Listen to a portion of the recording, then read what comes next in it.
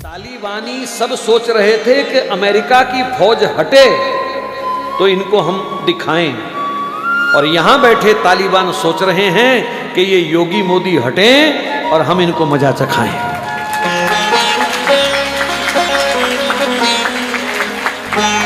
और अगर तुमने इनको खो दिया तो फिर अगले 50 साल तक, जब तक हमारी जिंदगी, मैंने इसलिए 50 बोला, जो बैठे हैं कोई 50 जिएगा, कोई 20 जिएगा, कोई 10 जिएगा, भगवान के हाथ है। वो तो सिवाय रोने के हमारे पास कुछ नहीं होगा, हाथ मल मल करके छाती पीटने के सिवाय हमारे पास कुछ नहीं होगा।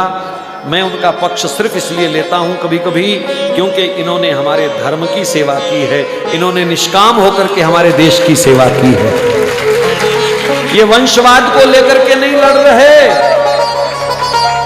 इन्होंने अपने बच्चों के नाम एफडीआं नहीं कराई हैं, इन्होंने कोई अपने 800 करोड़ के बंगले नहीं बनाए हैं, इन्होंने कोई इत्र की फैक्ट्रियां भी नहीं लगाई हैं। इनका जो कुछ है वो देश के लिए है, देश के हित में है। एक प्रधानमंत्री की मां और 10 बाई 10 के कमरे में रहती हो तो उस बंदे के तो चरण धो के पीने चाहिए हिंदू समाज को।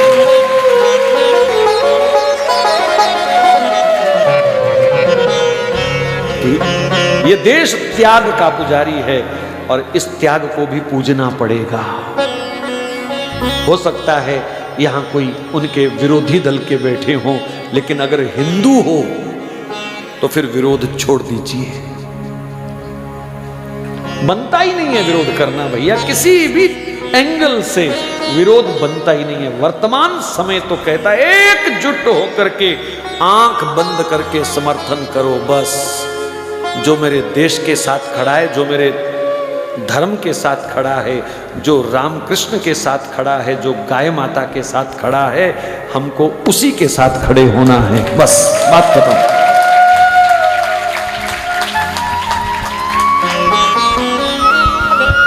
500 वर्ष का कलंक धुल रहा है अयोध्या में है? और फिर भी हम दूसरा कोई चिंतन दिमाग में लाएं तो ये बदकिस्मती के सिवाय और कुछ नहीं है। ये देश राम का है, ये परिवेश राम का है, और जो राम का सम्मान करे उनका सम्मान हमको करना ही चाहिए हर हालत में। कोई दूसरी राय नहीं है, बात खत्म। देश सुरक्षित है इन हाथों में और इन्हीं हाथों में रहना चाहिए, बात खत्म। बस हम तो एक ही प्रार्थना कर रहे हैं कि जब चाय वाला जाए तो गाय वाला आए, बस।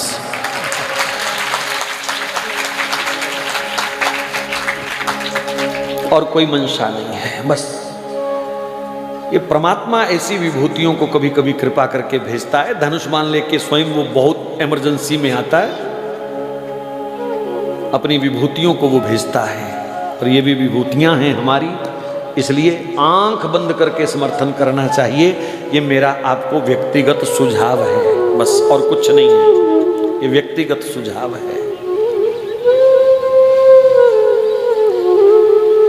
देश विदेश में बहुत लोग कथा को सुन रहे हैं, लाइव भी सुन रहे हैं, बाद में भी सुनेंगे।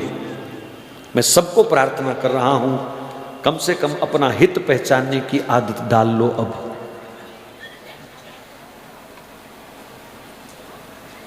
ऐसा अवसर दोबारा नहीं आएगा हमारे पास।